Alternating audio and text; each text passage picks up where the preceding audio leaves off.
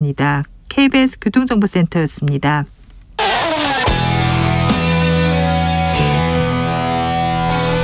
스치기만 해도 똑똑해진다. 드라이브 스루 시사 주진우 라이브.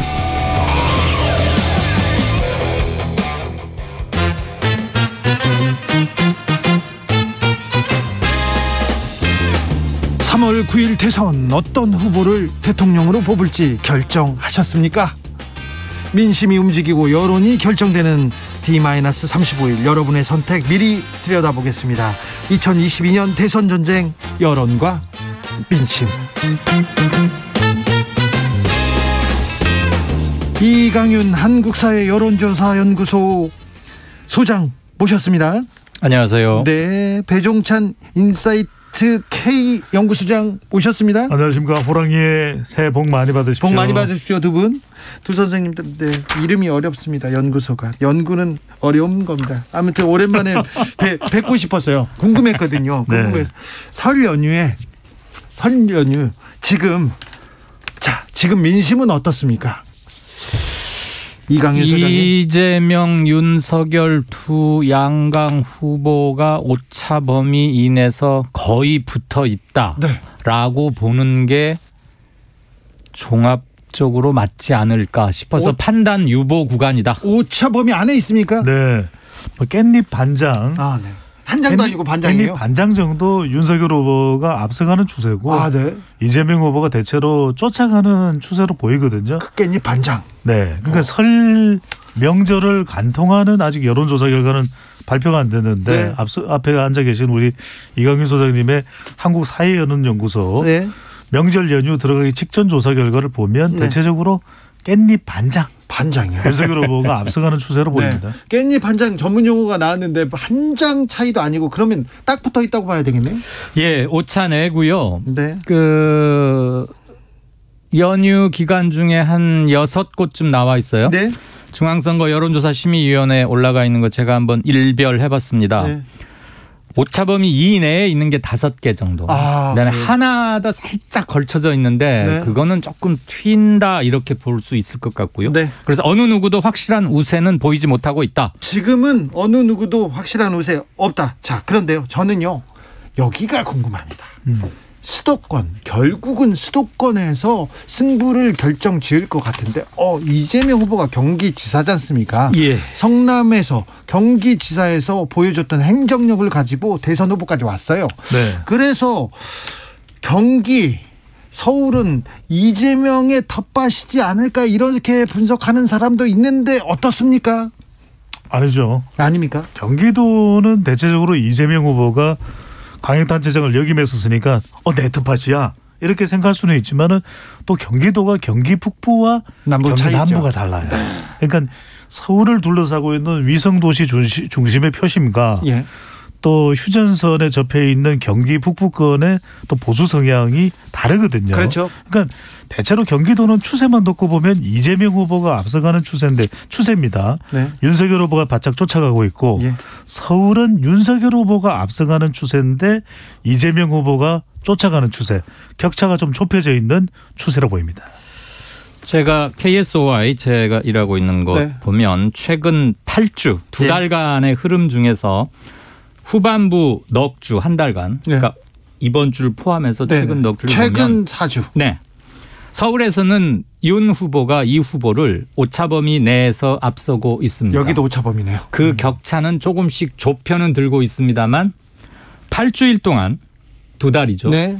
윤 후보가 이 후보에게 서울에서 진 적은 없습니다. 그래요? 네. 오차범위 이내인데 네. 그런데 인천 경기는 혼전입니다. 혼전이에요? 최근 2주일 것만 보면 이재명 41.5, 윤석열 40.8. 네. 이건 뭐 거의 이건 판단을 하면 안 되는 구간이고요. 예. 그 직전 주가 이재명 33.4, 윤석열 42.2. 이렇게 조사 때마다 엎치락뒤치락이 나타나기도 한다는 거죠. 네. 그래서 인천 경기는 혼전이라고 보는 게 맞겠다. 또 하나 제가 중도 성향 응답자들의 네. 추세만 한번 봤어요. 최근 8주 동안에 1월 3일과 1월 9일 발표한 것. 그러니까 조사는 그보다 2, 3일쯤 앞서죠. 그때가 국힘이 2차 내분 이런 걸로 시끄럽고 김건희, 녹취록 등등으로 해서 한참 핀치에 몰려 있을 때입니다. 그 두 주일 빼고는 윤석열 후보가 중도층에서는 이재명 후보를 조금 앞서는 걸로 나옵니다. 그 차이가 지금 전체 지지율 차이에서 조금 차이를 그러니까 유발하는 겁니다. 서윤 예. 경이가 되는 거죠. 그런데 말입니다. 자, 영남권에서는 윤석열 후보가 우세죠? 그렇죠. 네, 그렇죠. 호남권은 이재명 후보가 우세. 예. 그리고 충청, 강원권은요? 거기도 충청 같은 경우는 윤 후보가 미세하지만 앞서 있다고 보는 게 맞습니다. 네, 강원도요? 강원, 제주는 샘플이 너무 작아서 네. 조사할 때마다 많이 엎어졌다. 그래도 강원도에서 윤석열 후보가 위입니다. 예, 불리하지는 않을 건데. 네네네. 그렇다면 이재명 후보가 네.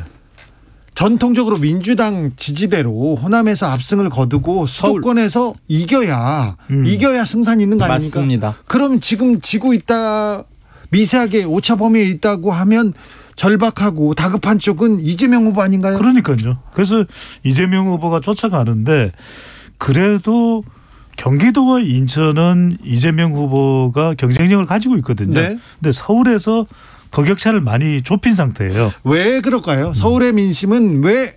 서울의 열세가 두 후보 간의 오차범위 내이지만 미세한 그러나 분명히 존재하는 차이를 네. 유발하는 건데요. 네. 역시 큰 건 부동산입니다. 그런 것 같습니다. 서울이 부동산이 가장 많이 올랐고 가장 빨리 올랐습니다. 네. 그 타격을 제일 먼저 받죠. 그렇죠. 이 문제, 부동산에 대한 확실한 해법이 없으면 수도권 민심이 움직이기 어렵습니까? 쉽지 않다고 봅니다. 왜냐하면 정권교체 심리의 근간을 이루는 게 일단 부동산이 문제가 컸고요. 예. 서울에 거주하는 사람들은 집을 갖고 있는 사람들이건 아닌 사람들이건 상대적 상실감이나 박탈감이 더 크다고 잡히고 있습니다. 네. 거기다가 지금 윤석열 후보가 부동산 공약 계속 세금은 거의 네. 깎아주고 그렇죠. 없애겠다고 네. 얘기하고 있는데 네. 그게 또 일정 부분 먹히고 있어요. 자기 지갑에는 가장 민감하고 솔직하게 반응이 됩니다. 아니 근데 집이 없는 사람도 많잖아요. 많죠. 집이 작은 사람도 있는데 그 사람들은 부자들 깎아주는 거 아니야 이런 생각할 수 있지 않습니까? 그게 애매한 지점이 네. 종부세를 없애겠다 또는 뭐 지목을 바꿔서 뭘로 경감시키겠다 하면 종부세 안 내는 대상임에도 불구하고 재산세에도 일정 부분 영향을 미치지 않을까? 그렇죠. 전반적인 부동산 관련 세금이 조금 낮아지지 않을까라는 막연한 기대감은 가질 수 있어요. 그러니까요. 그러니까 부동산은 현재의 부담도 되겠지만 미래의 가치도 포함하고 있는 것이거든요. 그렇죠. 그래서 이것이 단순히 정책 또는 뭐 상징적인 의미만 있는 게 아니라 개인의 직접적인 이익과 관계가 되잖아요. 네. 그러니까 이제 서울은 그래도 격차가 크게 벌어지기보다는 조금 좁혀졌어요. 그래서 네. 중요한 것은 이재명 후보가 영남권에서 어느 정도의 지지율을 얻을 수 있는지도 얼마나 선전하는지 상당히 중요해요. 알겠습니다. 네. 두 도사님들, 두 소장님들한테 들으니까 명쾌해집니다. 역시 아무나 소장 못하는 것 같아요. 하나 참고로요. 네. 부산, 울산, 경남에서는 이재명 후보가 한 많이 나올 땐 35까지도 나옵니다. 예.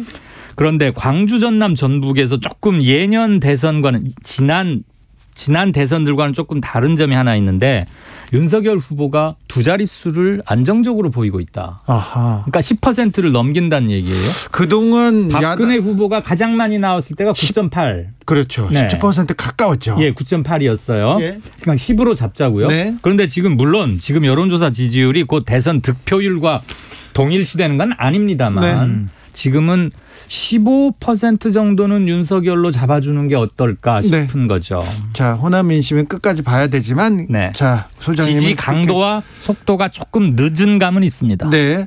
월사님께서 오차 범위 내라는 것이 그 자체가 혼전이라는 뜻 아닌가요? 그럼요. 오차 범위 내라는 거는 누구도 지금 누가 앞선다고 얘기를 할 수 없다는 거 아닙니까? 하기 어렵죠. 네.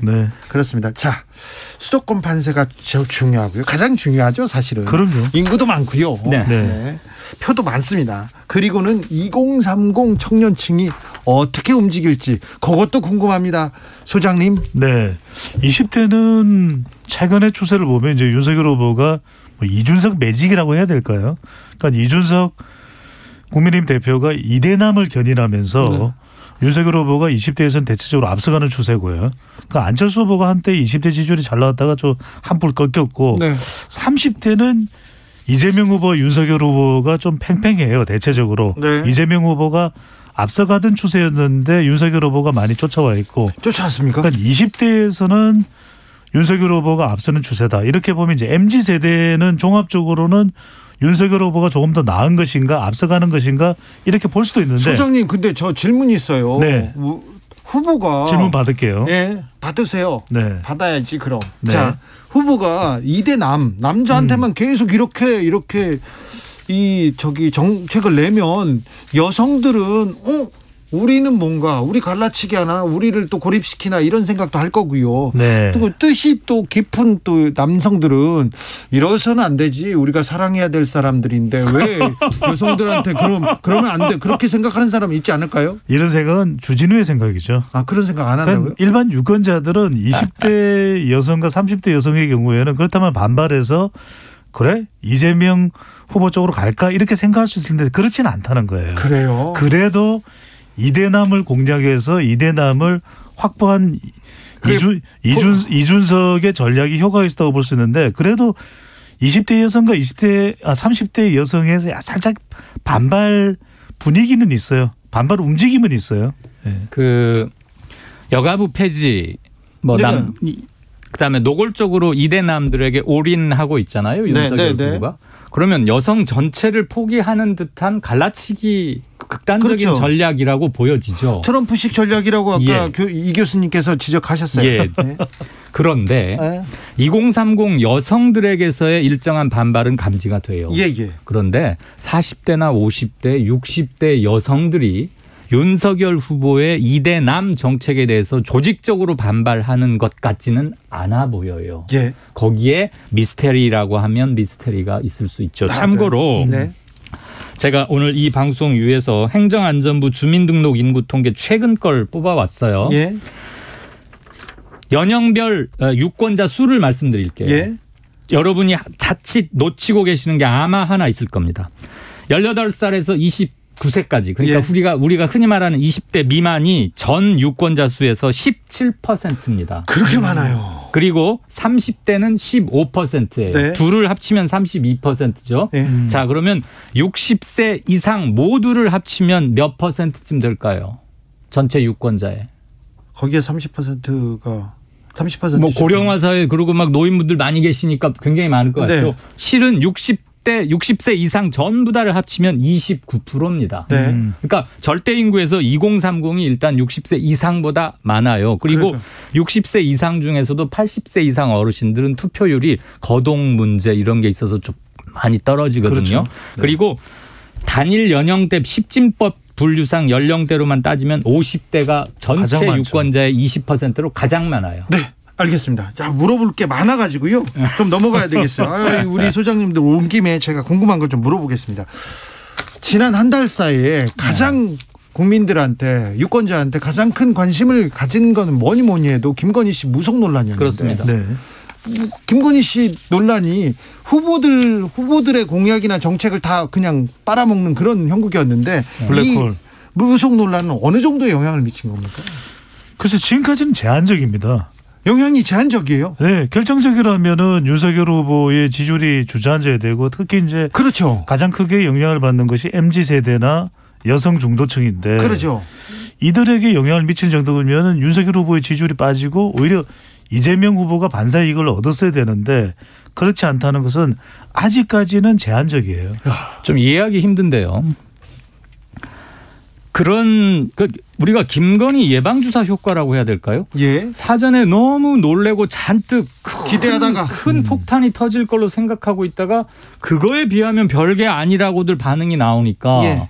근데 실은 그거 도착된 겁니다. 네. 문제는 문제인데 어쨌거나 생각보다 별게 아니네 싶어서 생각보다 덜 빠졌다. 아직까지는 숫자로는 그게 맞긴 합니다. 그러나 정상적인 현상은 아니라고 보여집니다. 알겠습니다. 그렇죠. 네.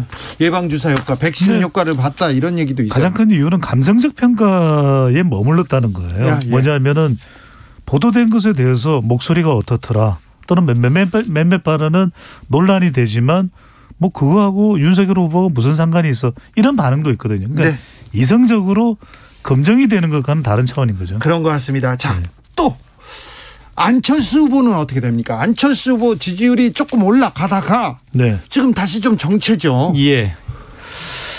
안철수 후보는 저는 전에도 여기 와서 한번 말씀드린 기억이 나는데 일시적인 현상이라고 제가 말씀드린 적이 있습니다. 예. 상승할 때 딱 3주간 정확히는 3주 반가량 상승했거든요. 예. 5%에서 출발해서 저희 조사로는 15%에 왔고 네. 다시 10%로 내려왔다가 현재 10과 11 사이를 왔다 갔다 하고 있는데 네. 무엇보다도 이 당은 확실한 지지층이 없고 예. 하부 구조라고 할 수 있는 당원이 불분명합니다. 예. 그리고 여론조사를 해보면 지난주 저희 거에 보면 지지 후보를 현재 지지하고 있는 사람에서 바꿀 용의가 있다고 답한 사람 중에 안철수 지지층의 무려 40%가 바꿀 수 있다고 대답하고 있습니다. 지지층이 좀 어떻게 견고하지 않군요. 충성도가 약하죠. 그러니까 윤석열 쪽에서건 이재명 쪽에서건 일부 온 사람들이고 기회가 있으면 다시 돌아갈 가능성이 대단히 높다. 네. 근데 안 후보의 미래 성장 가능성이 없는 건 아니고요. 윤 후보의 지지율이 하락할 때 김건희 씨 디스크 등으로 하락할 때 반사이익을 얻어갔죠. 네. 그리고 또 이제 그 반사이익만 있었던 건 아닐 거예요. 안철수 후보의 또 존재감. 그렇죠. 지금껏 정치를 그렇죠. 오래 하셨고. 도덕성, 네. 또 전문성 이런 네. 부분들을 재조명받은 것도 있는데 네. 왜 지지율이 내려갈까? 안보 이슈예요. 안보 이슈에서. 그러니까 안보 이슈만 터지면 안보 이슈. 안철수 후보의 지지율은 위축되고 흔들리거든요. 그래서 윤석열 후보가 계속해서 안보 이슈 그겁니다. 사드를 던지는군요. 그러니까 킬체인 선제 타격을 하는 이유가 네. 이게 이제 보수층을 결집하는 것도 있지만 단일화 이야기도 나오니까 안 후보를 견제하는 것이거든요. 2012년에 NLL 이슈가 나오면서 안 후보 지지율 내려갔어요. 2017년에도 그렇죠. 지금도 부각되고 있는 사드 이슈거든요. 네네네. 그러니까 안철수 후보에게 많은 전문가들이 또 데이터 분석가들이 조언을 해요. 그냥 이 안보 이슈는 그냥 보수로 가라. 네. 애매모호하면 평가를 못 받거든요. 네. 그런데 그 부분에 대한 결단을 아직까지도 못 내리고 있는 상태입니다. 알겠습니다. 네. 자, 그리고요. 이제 막판으로 갑니다. 지지율과 동시에 당선 가능성이라는 게 있는데 네. 당선 가능성하고 지지율은 좀 다르게 노는 경우가 있었어요. 종종 봤는데 지금은 어떻습니까? 우선 당선 가능성은 시민들이 내리는 판세 분석이다. 네, 그렇죠. 이렇게 보고 싶어요. 네. 그런데 선행 여론조사의 결과에 상당 부분 영향을 받습니다. 맞죠. A가 이기는 걸로 나오면 1, 2주 뒤에 당선 가능성도 꼭 A가 이렇게 높아져요. 네. 그래서 결국 지지율과 일정한 시차 뒤에 연동이 되는데 당선 가능성이 한 4 내지 5주간 계속된다면 그걸 잠재적인 대세론으로 연결될 수 있다고도 볼 수 있겠습니다. 그런데 네. 지금 당선 가능성은 한 2주 시차를 두고 이재명과 윤석열이 엎치락 뒤치락 여기도 뒤바뀌게 나옵니다. 여기도 바뀌는군요. 네. 이게 이제 한 2-3달 남았을 때는 당선 가능성과 지지율이 다를 수 있거든요. 네. 이제 막 한 달 남짓 남았잖아요. 이제는 지지율과 당선 가능성이 거의 비슷하게 간다고 보면 될 것 같습니다. 비슷합니까? 그래서 엎치락 뒤치락 하니까 당선 가능성도 오차 범위 내에 있는 거죠. 그런데 대선 한 달 앞두면 전문가들은 거의 판세를 좀 분석하지 않습니까? 쭉 이렇게 보는데 어떻습니까? 이번에는 도저히 모르겠습니다. 이번에는 모릅니까? 그리고 판단을 안 하는 게 현재로서는 맞다고 생각합니다. 그래요? 이번엔 진짜 모릅니까? 누가 당선될지 제가 말씀드릴게요. 네. 당선되는 사람이 당선되는 거예요. 그걸 말이라고 하십니까? 그걸 말이라고? 아니 정말 저도 네. 이광윤 소장님도 뭐 언론사 경험도 오래되셨는데 저도 30년 가까이 대선을 봤지만 네. 이번 대선만큼 오리무중 대선은 없어요. 네, 그래요. 네. 이번만큼 어려울 때도 없네요. 네. 참 어찌 봐야 되는지 이 윤찬 소장님 이 두 분한테 물어보니까 좀 궁금한 게 막 풀리기도 하고 그렇습니다. 윤찬 괜찮네요. 괜찮아요? 이광윤, 배종찬, 네. 윤찬. 고정되나요 이번에? 네. 고정되나요? 아니 한번 꼭 모셔야 되겠어요. 제가 다시 모실게요. 아니 우리가 왜 지금 못 오고 있는 거죠? 주진우 라이브에 고정해야 되잖아요. 알겠어요. 제가 모실게요. 네. 자 바쁘시면서 그러세요. 자 그러면요 영남권 부산 부울경은 어떻습니까? 부울경은 그러니까 부울경이 가장 이재명 후보와 윤석열 후보가 사실 여기 뭐 보수 탑팟이라고 이야기하면서도 이재명 후보 지지율이 꽤 잘 나오는 편이에요. 만만치 않아요. 그러니까요. 그래서 그런데. 지난 대선에서 2017년 대선에서 문재인 후보가 부산, 울산, 경남 중에서 부산, 울산을 1위 득표를 했거든요. 네. 그리고 경남은 홍준표 후보가 가장 득표를 많이 했지만 경남지사를 역임했었으니까 네. 그럼에도 문재인 후보 큰 차이가 아니었어요. 그러니까 이재명 후보가 TK가 고향이지만 사실 더 많이 파고들 수 있는 지역은 TK가 아닌 PK라고 봐야 되는 거죠. 네. PK가 승부처가 될 수 있어요. 네. 민주당 후보들 중에 승리한 후보들 노무현, 문재인 부울경에서 이겼을 때 35에서 38 정도를 얻어요. 예. 이재명 후보가 그 정도 얻어줘야 그렇죠. 수도권에서 현재 미세하게 다투고 있는 것을 그나마 보충할 수 있고요. 제가 조금 전에 저희 KSY 그 조사 개요 간단히 말씀드리면 TBS 의뢰로 전국 만 18살 이사 성인 남녀 1000명 대상으로 28일, 29일 지난 며칠 전이죠. 이틀간 조사했고 응답률 8.8%. 보다 상세한 상황은 중앙선거 여론조사심의위원회 홈페이지 보시면 됩니다. 네, 이거 중요해가지고 읽을 것 같습니다. 아무튼 PK 부산을 누가 잡느냐 이것도 중요한데 부울경인데 아무튼 수도권 호남 부울경 승부처가 많아요. 이번에는 또 안동, 경북 안동이 고향인 이재명이 PK를 얼마나 접수할 수 있느냐.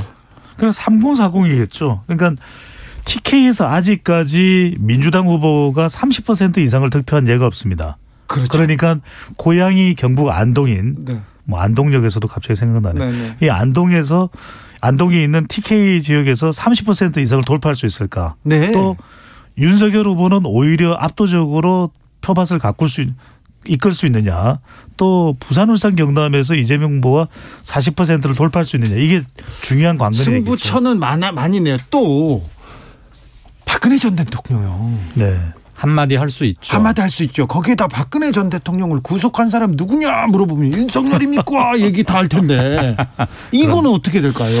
그런데 정치적인 의미나 세력을 잃었다고 보는 게 맞지 않을까 싶어요. 그래요? 그래서 윤석열 후보의 발목을 붙잡는 발언을 명시적으로 이렇게 할까? 물론 그 예전에 뭐 대전은요 그 말 가지고 뭐 한때 그런 적도 있긴 생각은 납니다만 언론에서 쓴 거예요. 그때의 박근혜와 지금의 박근혜가 굉장히 기본적으로 차이가 많기 때문에 언론에서 만든 게 많습니다. 또 하나 촛불을 들고 이 박근혜 정권에 탄핵을 본 시민들이 많습니다. 그래서 민주당을 지지했어요. 지지하고 투표 때마다 응원했어요. 근데 실망했어. 실망해서 지금 이재명 후보를 못 찍겠다는 분들이 있어요. 있죠. 그런데 다른 사람 또 윤석열 후보는 절대 또 안 찍겠다고 하는 사람들도 있어요. 그렇죠. 중간에 있는 분들. 그분들한테 마지막으로 어떤 판단이 어떤 선택을 할까 이것도 궁금합니다. 문재인의 국정을 긍정적으로 평가하면서 이재명을 아직 선뜻 지지하지 못하는 측이 분명히 있어요. 많아요. 그건 숫자로 나오죠. 그들에게는 역시 중요한 공정의 가치를 이재명표 공정을 확실하게 손에 만져질 수 있게 뭘 보여줘야 합니다. 그리고 그거는 중도층의 합리 성향을 가진 분들과 2030에서의 일부를 견인할 수 있습니다. 저는 이번 대선에서 가장 중요한 유권자는 바로 중간지대에서도 중간에 서 있는 유권자 누구냐면 30대, 40대, 50대 여성입니다. 왜냐하면 리스크에도 영향받고 있는 이들인데 이들을 이재명 후보든 윤석열 후보든 또 다른 대선 후보들이 잡기 위해서는 믿음이죠. 믿음. 불신을 얼마만큼이나 제거할 수 있는가. 알겠습니다. 여론과 민심 더 들어야 되겠습니다. 이강윤, 배종찬 두 소장님 감사합니다. 고맙습니다. 감사합니다. 또 물어봐야 되겠습니다. 주진우 라이브는 여기서 인사드리겠습니다. 오늘 돌발 퀴즈의 정답은 사도광산이었습니다. 저는 내일 오후 5시 5분에 돌아오겠습니다. 지금까지 주진우였습니다. 여기 아주 특별한 책이 있습니다. 서점에서 볼 수 없지만 베스트셀러보다 더 많은 사람들이 보는 책. 책은 책인데 TV, 스마트폰, 그리고 라디오로도 볼 수 있는 책. 무엇보다 대한민국의 내일이 보이는 책. 이 책이 뭐냐면 말이죠. 저 지진이는 3월 9일 제20대 대통령 선거를 위해 정책을 봅니다. 후보자의 생각을 알 수 있는 정책. 내가 꼭 바라던 정책. 나와 대한민국의 내일을 위해 정책을 보고 투표하세요. 아셨죠? 아름다운 선거, 행복한 대한민국. 중앙선거관리위원회. 지구를 위한 새로 고침. 습관을 바꾸는 라디오. 안녕하세요. 밴드 브로콜리 너마저의 윤덕원입니다. 지금의 기후위기와 감염병 사태가 지속된다면 인류가 살아남을 수 있는 시간은 어느